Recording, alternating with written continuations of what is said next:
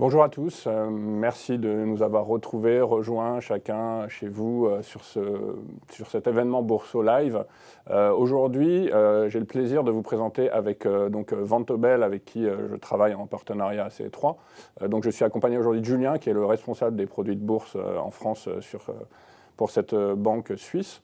Et nous allons voir ensemble quelque chose que beaucoup de gens se demandent, à savoir pourquoi est-ce que malgré la pandémie et un contexte économique qui semble être tendu et difficile pour la plupart d'entre nous, la bourse se porte-t-elle aussi bien évidemment, comment profiter d'une telle conjoncture. Alors, ce que je vous propose dans un premier temps, on va essayer de remettre un petit peu le contexte en place. Donc, qu'est-ce qui s'est passé? En 2020, on a eu une année très particulière. On a eu une année qui a commencé par justement la découverte, puis l'avènement, on va dire, de cette pandémie mondiale.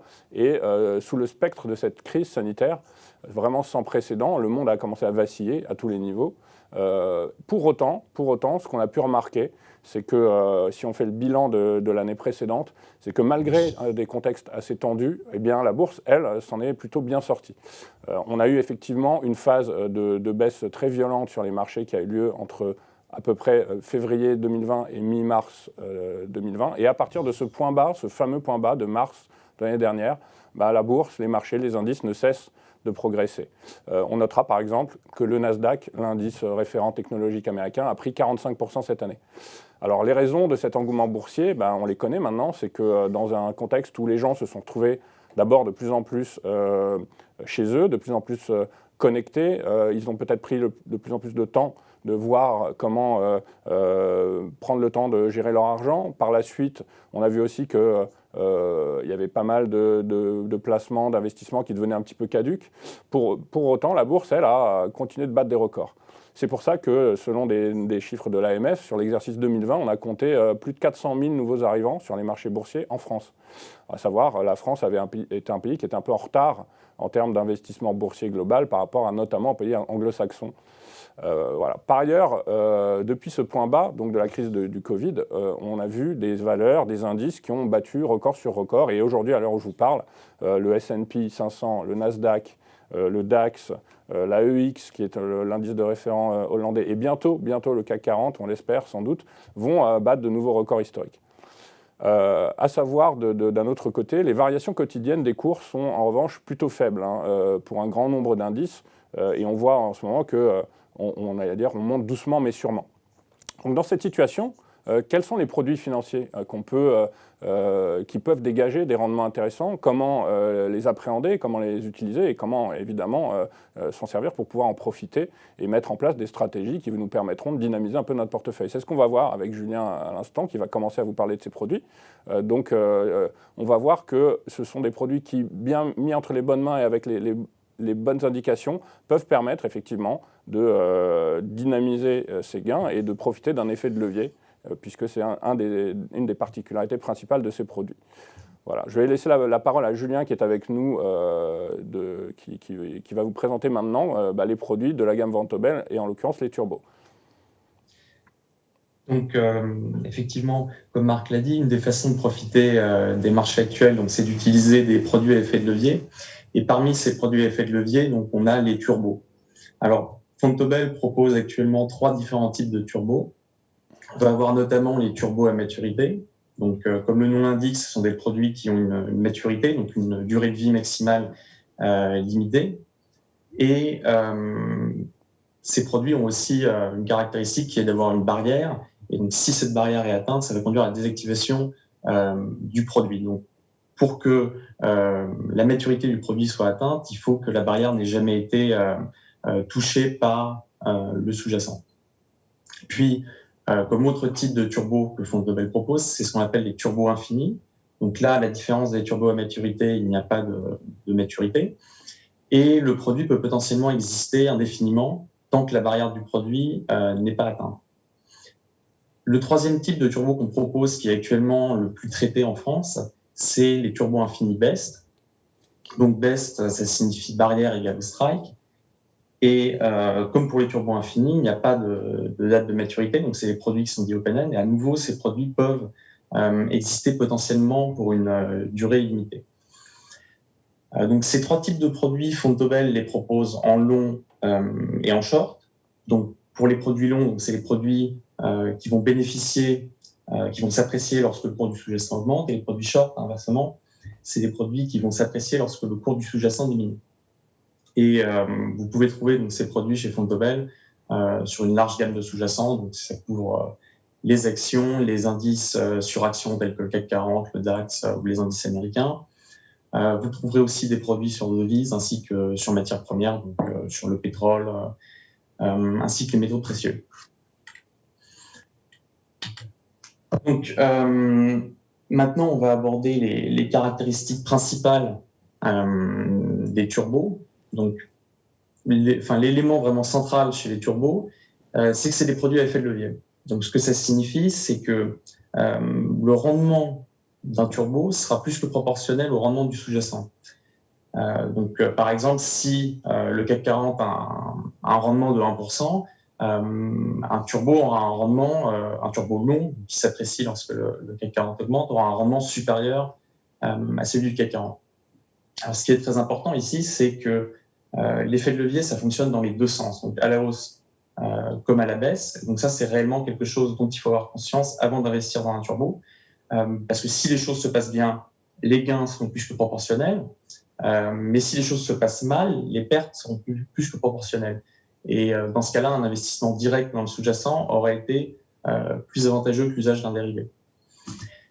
L'autre caractéristique fondamentale des turbos, c'est que ce sont des produits qui ont une barrière. Donc, ce que ça signifie, la barrière, il faut vraiment voir ça comme étant un niveau qui, si il est atteint par le sous-jacent, ça conduit à la désactivation du produit. Donc, ça veut dire que si cette barrière est atteinte, le produit cesse d'exister. Et dans ce cas-là, ça peut conduire potentiellement à une perte totale du capital investi. Donc, par exemple, ça sera le cas pour les turbos à maturité ou les turbos best. Pour les turbos infinis, ça sera légèrement différent. Donc, ça, on va en parler plus en détail après. Et le troisième point vraiment fondamental pour les trois types de turbos, c'est que c'est des produits dont la valeur va augmenter linéairement par rapport au cours du sous-jacent. C'est-à-dire que, par exemple, si on a un turbo sur une action française, si cette action augmente, si le cours de cette action augmente de 1 €, le cours du turbo augmentera aussi de 1 € dans ce cas-là. Alors, sur la présentation que vous pouvez voir, j'ai précisé, donc un turbo long va augmenter de 1 multiplié par la parité divisé par le taux de change. Donc, ce que ça signifie, la parité, c'est un turbo ne sera pas nécessairement sur une action. Ça peut être, par exemple, on peut considérer 0,1 action ou 0,5 action. En fait, ça va dépendre du cours de l'action en elle-même. Par exemple, si on prend Amazon qui cote à plus de 3 000 $ actuellement, si on fait un turbo sur une action Amazon, le prix du turbo sera très élevé. Donc, on préfère avoir une quantité d'actions plus faible de façon à avoir un prix plus abordable pour des investisseurs particuliers. Et bien évidemment, si le sous-jacent est dans une devise étrangère, il faudra ramener ça en euros, donc divisé par le taux de change, si on considère le taux de change 1 € contre une unité de devise étrangère. Très bien, merci Julien. Donc pour résumer ce que Julien vient de vous dire avant de passer à la suite, donc il faut noter que les turbos permettent de jouer à la fois la hausse et la baisse de façon totalement symétrique, qui vous permettent de bénéficier d'un effet de levier, c'est-à-dire d'augmenter votre potentiel de gain tout en augmentant également votre risque de perte. Attention, il ne faut pas l'oublier. C'est pour ça qu'il ne faut pas mettre ça entre toutes les mains. Et enfin, que sur des turbos que vous pourrez prendre sur des valeurs étrangères qui coteront eux toujours en euros, vous allez avoir intégré dans le calcul du prix du turbo, effectivement, le taux de change à prendre en considération, notamment par exemple pour Amazon, comme le citait Julien tout à l'heure, la variation de l'euro-dollar. Maintenant, on va parler avec Julien de l'effet de levier. Alors justement, quel est cet effet de levier, comment en profiter, à savoir sur les turbos, l'effet de levier est linéaire et pas fixe. Je laisse Julien vous expliquer. Alors, l'effet de levier, on peut voir ça comme étant un facteur multiplicateur pour le rendement. Donc, c'est la petite formule qui est indiquée sur la slide. Et cette formule permet de calculer notamment le rendement d'un turbo si on connaît le rendement du sous-jacent. Donc, en fait, le rendement d'un turbo, ça sera simplement le rendement du sous-jacent multiplié par le levier sur la période considérée. Alors, bien évidemment, le levier du produit, ça sera le levier du produit au moment de l'achat du turbo. Donc ça, c'est le levier qui sera à prendre en compte. Et donc le levier, on peut le calculer assez simplement. Ça sera simplement le cours du sous-jacent multiplié par la parité du produit divisé par le cours du produit. Donc ça, c'est une relation assez simple qui permet de retrouver le levier. Et donc, on voit, comme le levier sera toujours plus grand que 1, le rendement du turbo sera démultiplié par rapport au rendement du sous-jacent. Merci. Donc en gros, là, ce qu'on retient, c'est que la variation du levier va évoluer en fonction de la variation de votre sous-jacent. Et ce qu'il faut noter aussi, c'est que ce qui est pratique dans le turbo, c'est que vous avez un calcul linéaire du prix de votre produit. Autrement dit, pas de mauvaise surprise. Si votre sous-jacent sur lequel vous avez pris le turbo augmente, votre turbo va augmenter proportionnellement et vice-versa. Voilà. Alors maintenant, Julien vous a dit tout à l'heure qu'il y avait plusieurs types de turbos. Il y a donc dans un premier temps, on va parler des turbos à maturité, c'est-à-dire des turbos qui vont avoir une date d'échéance lorsque vous allez les acheter. C'est-à-dire que vous allez devoir effectivement gérer ce produit jusqu'à sa maturité, puisque le jour de la maturité, il faudra revendre le produit. Et ça, c'est vraiment le cas échéant, si vous n'avez pas profité auparavant. Donc les turbos à maturité vont posséder une date justement d'échéance, par opposition au turbo infini qu'on verra par la suite. Et dans les turbos à maturité, la barrière est égale au strike. C'est-à-dire en gros, et de surcroît, non seulement la barrière est égale au strike, mais je rajouterai aussi que dans les turbos à maturité, la barrière est fixe, c'est-à-dire qu'elle va rester figée pendant toute la durée de détention du produit. À maturité, vous allez recevoir la valeur finale du produit, ce qu'on appelle le payoff, et qui va être calculé de la façon suivante. Donc là, on vous a mis les formules mathématiques. Je pense que ce n'est pas nécessaire de trop vous embrouiller l'esprit avec ces formules-là. Ça, c'est pour les matheux un petit peu pointus. Maintenant, en gros, ce qu'il faut retenir par rapport à ça, c'est que votre turbo va vous faire bénéficier justement d'un effet de levier, que plus votre sous-jacent va être proche de la barrière, plus cet effet de levier va être important, et plus après vous allez vous en éloigner, plus l'effet de levier va diminuer. Maintenant, c'est là que toute la subtilité va se trouver là, c'est-à-dire comment jauger exactement la meilleure barrière par rapport à un produit en fonction de votre vision que vous avez sur le sous-jacent que vous avez regardé. Je donnerai juste cette image qui marche en général assez bien. Pour envisager un turbo avec son effet de levier, vous devez imaginer comme si vous aviez une feuille entre les mains et que vous la mettiez devant un ventilateur. Plus vous allez mettre la feuille proche du ventilateur, donc plus votre effet de levier, plus votre barrière va être proche des cours du sous-jacent, plus lorsque vous allez lâcher la feuille, elle va être projetée loin. Plus vous allez éloigner la feuille du ventilateur et effectivement, vous allez la projeter moins loin. Maintenant, plus vous rapprochez votre feuille du ventilateur, plus vous prenez le risque que la feuille finisse par se déchirer. Autrement dit, si le cours du sous-jacent touche la barrière du turbo, c'est comme si la feuille touchait le ventilateur et finalement vous perdez l'intégralité de votre investissement, donc de la feuille en question. Voilà, donc plus vous allez éloigner la feuille, moins vous allez bénéficier de levier, mais moins vous prendrez de risque aussi. Et là, toute la subtilité va être de jauger où est-ce que j'ai envie de prendre mon risque par rapport au rendement que je veux avoir.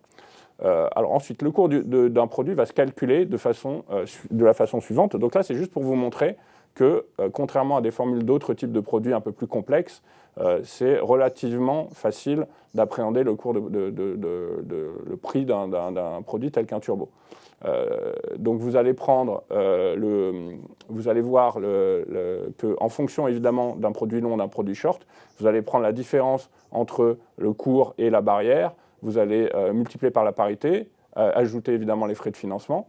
Et dans le cas où vous êtes sur des devises étrangères, si vous prenez un turbo sur une valeur américaine, sur un indice américain, sur une matière première par exemple, il existe énormément de turbos sur l'or, le pétrole, etc. Bah là, vous allez devoir également diviser par le taux de change. Voilà. Donc l'évolution du produit va être la suivante. Si vous prenez un turbo long, si votre sous-jacent monte, votre produit va donc monter. Si vous prenez un turbo short, c'est lorsque votre sous-jacent va descendre que votre turbo va monter. Voilà. Et donc ça, il faut bien aussi l'avoir en tête. Je laisse Julien prendre la suite pour vous expliquer justement comment fonctionnent exactement les produits à maturité. Alors là, on a un exemple, par exemple, d'un turbo long sur une action X, et Julien va vous commenter le graphique que nous avons là sous les yeux. Oui. Alors, donc là, ce qu'on peut voir, c'est un cas favorable pour un turbo à maturité. Donc, c'est un cas un peu théorique. Donc, on considère une action quelconque qu'on va appeler l'action X. Admettons qu'elle cote à 50 € au moment de l'achat du turbo. Et on considère un turbo de strike 40 euros. Donc là, vous pouvez voir en bleu, ça sera le cours de l'action. En jaune, c'est la barrière. Donc c'est vraiment un niveau constant qui, s'il est atteint, conduit à la désactivation du produit. Et en rouge, on a le cours du turbo. Donc là, ce qu'on voit, c'est que le cours de l'action est toujours au-dessus des 40 euros. Donc le turbo existe jusqu'à sa maturité. Donc il y a des moments où le cours de l'action augmente et donc le cours du turbo va augmenter. Inversement, il y a des moments où ça baisse et le cours du turbo va baisser. Mais comme le cours du sous-jacent a toujours été au-dessus de 40 euros, le turbo n'a jamais été désactivé. À la fin, il y a une valeur positive pour le produit. Maintenant, on va voir un second cas, qui est un cas défavorable. Donc là, dans ce second cas, c'est ce qui se passe si, à un moment donné, le cours du sous-jacent atteint la barrière de 40 euros. Donc là, sur le deuxième graphique, ce qu'on voit, c'est qu'à un moment, la barrière a été franchie, donc le turbo est désactivé et sa valeur résiduelle est nulle.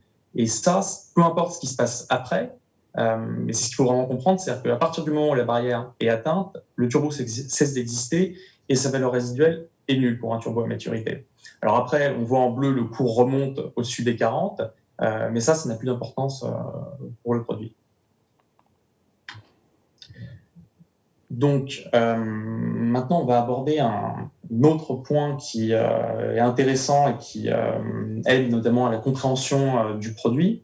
Ça permet de mieux comprendre sa structure. C'est ce qu'on va appeler la réplication du produit. Alors, petit mot sur la réplication. La réplication, en fait, ça consiste à créer un portefeuille qui va avoir la même valeur qu'un produit considéré. Donc ici, ce qu'on réplique, c'est le turbo à maturité. Et on va voir qu'un turbo à maturité, en fait, ça peut être considéré comme étant un investissement partiellement financé par emprunt dans le sous-jacent. Alors, on va voir que le cas d'un turbo long. Donc, si on souhaite investir dans une action, à nouveau notre action X qui coûte 50 euros, on a différentes possibilités. C'est-à-dire que soit on apporte directement les 50 euros pour acheter l'action, soit on peut avoir l'idée d'emprunter une partie des 50 euros et d'apporter le reste du capital. Donc ici, admettons, on décide d'emprunter 40 euros pour acheter cette action, donc il faut apporter 10 euros de capital. Et bien évidemment, quand on emprunte 40 euros, ça va conduire à des frais de financement qui sont liés aux intérêts sur le prêt. Par exemple, on peut considérer qu'on emprunte les 40 euros jusqu'au 31 juillet, et donc au 31 juillet, on remboursera ces 40 euros. Alors après, pour garantir le remboursement des 40 euros, ce qu'on fait, c'est si jamais le cours de l'action, à un moment donné, atteint 40 euros, on vend l'action immédiatement, on récupère 40 euros, et donc au 31 juillet, on sera en mesure de rembourser les 40 euros. Donc initialement, c'est ce qu'on voit sur le petit graphique, c'est d'un côté, on a l'action X qui vaut 50, et à droite, c'est la réplication. Donc on a les 40 euros empruntés, plus les 10 euros de capital investi, et donc avec ça, on achète l'action. Alors après, ce qui peut se passer, c'est qu'après quelques jours, par exemple, le cours de l'action X a augmenté, est passé à 55 euros, admettons. Donc là, ce qui se passe, on a emprunté 40 euros, on doit toujours rembourser 40 euros. Donc, ce qui reste, c'est 15 euros. Donc, le capital aura augmenté de 5 euros ici. Donc, ce qu'on voit avec cette structure, c'est-à-dire que si, après, le cours du sous-jacent passe à 56, 7 euros en plus qu'a gagné l'action, ça va répercuter sur ce portefeuille de réplication. Donc ça fonctionne vraiment de la même façon qu'un turbo à maturité. Et à nouveau, si après les 40 euros sont atteints, on vend l'action et on rembourse. Et à la fin, si les 40 euros n'ont jamais été atteints par le cours de l'action, ce qu'on a, c'est la différence entre la valeur de l'action et les 40 euros. Donc ça fonctionne vraiment comme un turbo. Et donc quand on achète un turbo, en fait, c'est vraiment un investissement partiellement financé dans le sous-jacent pour lequel on... Alors, la réplication, bon, c'est un intérêt pour expliquer le fonctionnement du produit. Mais c'est exactement en fait ce que fait Fontobel quand on vend un turbo. C'est-à-dire qu'on va rentrer dans cette position, ça va nous permettre de couvrir les risques liés au produit. Et donc ça, en fait, c'est doublement intéressant pour celui qui achète un turbo, parce que ça va vous garantir que Fontobel a les fonds nécessaires pour pouvoir vous payer à la maturité. Et aussi, ça fait que lorsque vous achetez un turbo, en fait, vous ne pariez pas contre l'émetteur. Comme l'émetteur ne porte pas le risque, votre gain n'est pas une perte pour la banque et votre perte n'est pas un gain pour la banque. Donc, ça évite aussi des conflits d'intérêts potentiellement. Alors justement, je rebondis là-dessus, Julien, avant de poursuivre la présentation. Il y a quelques questions qui sont apparues. Donc Leïla nous demande quelle est la rémunération de Fontobel sur ce produit, mais également comment comparer le produit équivalent chez deux émetteurs, par exemple. Alors qu'est-ce que tu peux... Alors, oui, alors il y a deux choses pour la rémunération. Il y a le spread entre le cours auquel Fontobel vend le produit et auquel Fontobel rachète le produit. Donc c'est ce qui s'appelle le spread bid-ask. Alors, le niveau du spread, ça va dépendre du sous-jacent considéré. Mais par exemple, si vous prenez des turbos sur le CAC 40 ou sur des actions françaises, ça sera un spread souvent d'environ 1 centime. Pour des sous-jacents moins liquides, ça sera un peu plus élevé. Donc ça, le spread, c'est un des moyens de rémunération de l'émetteur. Et puis aussi, la deuxième chose, c'est comme ce qu'on avait expliqué avant, il y a les frais de financement du produit. Et donc là-dessus, sur un turbo, l'émetteur va appliquer une marge sur le frais de financement. Alors c'est extrêmement faible. Hein. C'est par exemple le coût de financement d'un turbo annualisé sur un sous-jacent européen, on est à environ 2% annualisé.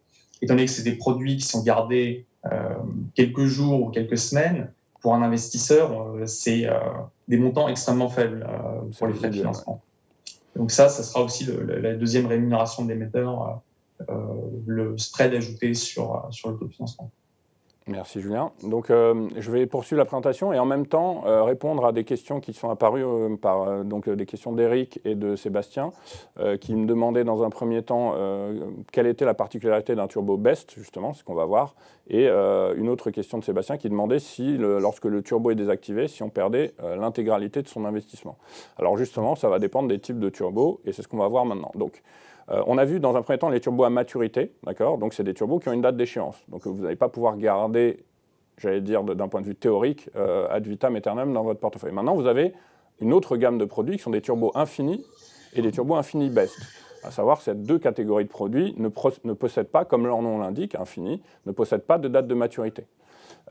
Donc tant que la barrière n'est pas atteinte, le produit continue d'exister. Il peut donc potentiellement exister indéfiniment. Maintenant, on verra pourquoi, au bout d'un moment, effectivement, ce genre de produit n'est plus forcément intéressant, mais il peut y avoir des turbos infinis qui restent en portefeuille pendant des mois et des mois. Alors, à la différence des turbos à maturité, les frais de financement ne sont pas payés lors de l'achat du produit, mais sont répercutés quotidiennement sur le cours du produit à travers justement l'ajustement du strike. Alors là, ça peut paraître un peu compliqué pour certains. Donc déjà, on va s'arrêter sur l'acronyme BEST. BEST, ça veut dire barrière égale strike. En fait, c'est pas, même si ça sonne comme le BEST en anglais qui veut dire meilleur, c'est vraiment un acronyme qui veut dire barrière égale strike, barrier equal strike. Ça veut dire que le niveau de votre barrière va être au même niveau que votre strike. De ce côté-là, on a un point commun avec le turbo à maturité, puisque dans le turbo à maturité, la barrière est toujours fixe, elle est toujours égale au strike. Donc le BEST, pour répondre à la question d'Éric, ça va être une sorte d'hybride entre le turbo infini et le turbo à maturité, puisqu'il va avoir la particularité d'avoir la barrière égale au strike, mais qui n'aura pas de date d'échéance. Alors vous allez me dire pourquoi aller sur un turbo à maturité plutôt qu'un turbo BEST. Après, ça sera à vous de voir, les deux sont très intéressants. Maintenant, sur un turbo BEST, comme sur un turbo à infini, vous allez avoir une barrière qui, elle, n'est pas fixe. C'est-à-dire que même si c'est de façon infinitésimale en général, la barrière va être revue régulièrement et va évoluer également dans le temps. Mais pas suffisamment pour que vous vous retrouviez avec des risques énormes de désactivation. Mais il faut quand même en tenir compte.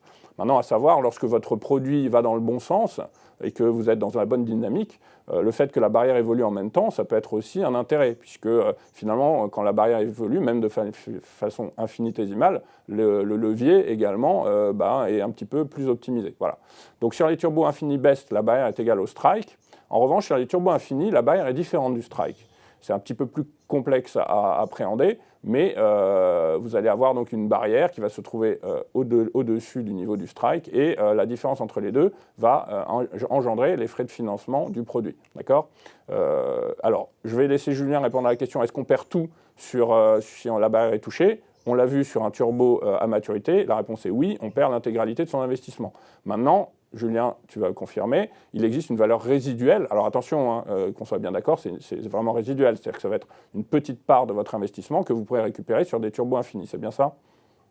Tout à fait, oui. C'est-à-dire que, alors, pour un turbo infini, comme la barrière sera supérieure au strike pour un produit long et inférieure au strike pour un produit short, si la barrière est atteinte, la différence donc, sera positive et c'est ce que récupérera l'investisseur. Mais après, effectivement, c'est une partie faible du capital initialement investi qui sera récupérée. Voilà, très bien, merci. Donc là, on vous a mis également les formules de calcul des prix de ce produit sur la partie infinie. On va également en profiter. Alors, on nous demande si la présentation sera disponible. Oui, vous pourrez récupérer la présentation, évidemment. Elle est d'ailleurs téléchargeable sur notre stand de Vontobel et DT Expert. Et ensuite, pour répondre à Damien, non, hélas, pour l'instant en tout cas, et jusqu'à nouvel ordre, on ne peut pas trader les turbos à travers un PEA. Ce ne sont pas des produits qui sont éligibles au PEA. Je vais laisser Julien vous présenter les risques et les avantages des turbos. Donc, quels sont les risques, Julien, les risques principaux qu'il y a, donc à quoi il faut faire attention, et par la suite, quels sont évidemment les avantages que peuvent permettre de bénéficier ce type de produit. Alors, comme déjà, c'est le point principal des turbos, et ça a été déjà évoqué, c'est des produits à effet de levier.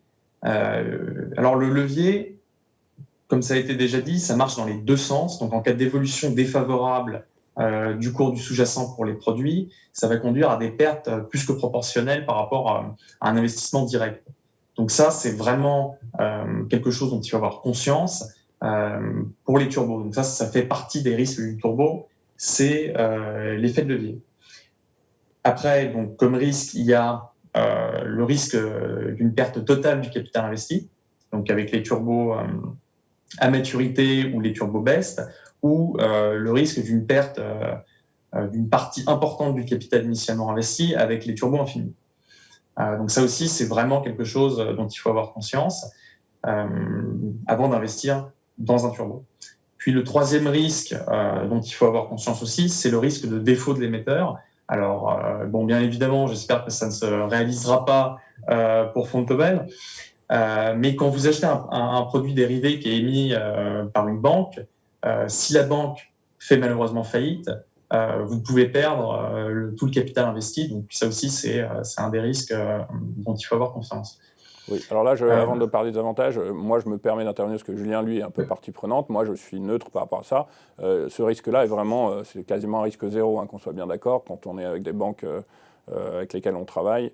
Voilà, c'est quelque chose qui n'est jamais arrivé. De toute façon, ce risque, vous l'avez même en ayant de l'argent dans votre banque. Hein. Si vous avez de l'argent dans une banque et qu'elle fait faillite, vous prenez un risque également d'une certaine façon. Voilà. Donc maintenant, quels sont les avantages de ce produit et pourquoi, effectivement, y a-t-il un intérêt à essayer d'envisager ce type de produit ? Alors, donc les turbos présentent aussi un certain nombre d'avantages. On pourrait commencer par évoquer l'effet de levier, donc, qui était aussi dans les risques. Donc c'est un avantage parce que justement, en cas d'évolution favorable du cours du sous-jacent, ça va démultiplier le rendement du sous-jacent. Donc ça permet, même dans des situations de marché où les rendements ne sont pas extrêmement élevés, où il n'y a pas beaucoup de variations de cours, comme c'est le cas actuellement, de dégager des rendements potentiellement intéressants. Donc, par exemple, si vous avez un turbo qui a un effet de levier de 10 et que le CAC 40 finit en hausse de 0,5%, votre turbo va finir en hausse de 5%. Donc, ça fait des rendements qui sont potentiellement intéressants. Le deuxième point qui fait que les turbos sont des produits intéressants, c'est que ça vous donne accès à une large gamme de sous-jacents, aussi bien short que long. Autant des investissements directs dans des positions longues sur des sous-jacents, c'est faisable, par exemple pour les actions. C'est plus compliqué si on veut investir dans des indices, c'est-à-dire qu'il faudrait acheter toutes les composantes de l'indice, donc pour des particuliers, ça peut être assez compliqué. Pour les matières premières, un investissement direct dans les matières premières, c'est assez compliqué pour des particuliers, ça coûterait extrêmement cher, tandis qu'avec des turbos, vous avez un moyen efficace d'investir dans ces sous-jacents. Et puis, le point important aussi, c'est que ça permet d'entrer donc dans des positions short. Et pour des particuliers, ça, c'est quasi impossible à faire avec un investissement direct. Puis, les deux autres avantages des turbos, donc il y a la structure relativement simple, c'est-à-dire qu'on vous a montré les formules mathématiques du calcul de prix d'un turbo, c'est-à-dire que vous pouvez approximer assez facilement le prix d'un turbo. Si vous connaissez le strike et le cours du sous-jacent, vous pouvez avoir une estimation du prix du turbo.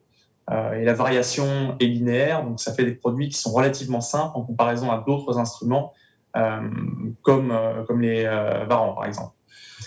Et enfin, l'autre avantage des turbos, c'est que les pertes maximales sont limitées au capital initialement investi. Donc, si vous achetez un turbo pour 10 €, vous savez que dans le pire des cas, vous perdez 10 €, mais jamais l'émetteur va vous demander à la fin de payer quoi que ce soit. Donc ça différencie par exemple les turbos des CFD, et c'est un avantage des turbos. Aussi, quand vous achetez un turbo, vous allez payer le prix du turbo et c'est tout ce que vous allez payer. C'est-à-dire que vous payez une fois, vous faites un investissement, mais jamais on va vous demander de rajouter du capital dans votre position pour la maintenir ouverte. Et donc ça différencie à nouveau les turbos d'autres produits comme les CFD. Donc ça, c'est réellement un des avantages des turbos, c'est perte maximale limitée et pas besoin d'ajouter du capital pour maintenir la position ouverte. Merci Julien. Donc en gros, pour résumer, pour bien retenir et pour répondre en même temps à Damien, donc on ne peut pas perdre plus que le capital investi sur un turbo. On peut jouer aussi bien la hausse et la baisse des marchés, ce qui peut être parfois extrêmement intéressant. On peut investir sur un nombre de sous-jacents variés et notamment, comme Julien vous l'a dit, sur parfois des matières premières, des devises ou des indices sur lesquels on se pose parfois un peu quelques questions, à savoir comment est-ce que je pourrais jouer sur l'or aujourd'hui. Vous pouvez évidemment bénéficier d'un effet de levier qui, même s'il peut faire partie des risques, reste un des avantages évidemment principaux, à savoir sur des petits mouvements par exemple, au lieu de gagner 3% sur un sous-jacent, vous allez pouvoir gagner 30% beaucoup plus facilement. Voilà. Maintenant, Julien va enfin vous parler des horaires de cotation de désactivation, parce que parfois ce sont également des questions qu'on se pose, notamment lorsqu'on va investir sur des turbos, sur des sous-jacents étrangers. Donc Julien. Alors, donc là, ce que vous pouvez voir, c'est les horaires de désactivation des produits. Alors, un turbo peut être désactivé uniquement quand son sous-jacent est coté. Donc, en fonction du sous-jacent du turbo, ces horaires sont potentiellement différents. Par exemple, en Europe, pour les produits sur action ou sur indice européen, tel que le CAC 40 ou le DAX, les horaires de désactivation, ce sera de 9h à 17h30. Donc ça, c'est pour les actions indices européens. Aux États-Unis, avec le décalage horaire, donc ça sera de 15h30 à 22h, la période de désactivation. Et si vous prenez des turbos sur devises, là, comme le marché d'échange est ouvert 24 heures sur 24 toute la semaine, le produit peut être désactivé à n'importe quel moment. Donc, ça peut être pendant la nuit ou pendant le week-end potentiellement. Donc ça, c'est une des choses à prendre en compte dans le choix du sous-jacent du turbo. Pour les matières premières, donc vous pouvez le voir, pour les métaux précieux, c'est aussi 24 heures sur 24. Et pour le pétrole, donc ces horaires spécifiques indiqués. Pour ce qui est de la cotation, donc nos produits sont négociables de 8h à 22h si vous traitez par CATS, donc ce qui est proposé par Boursorama.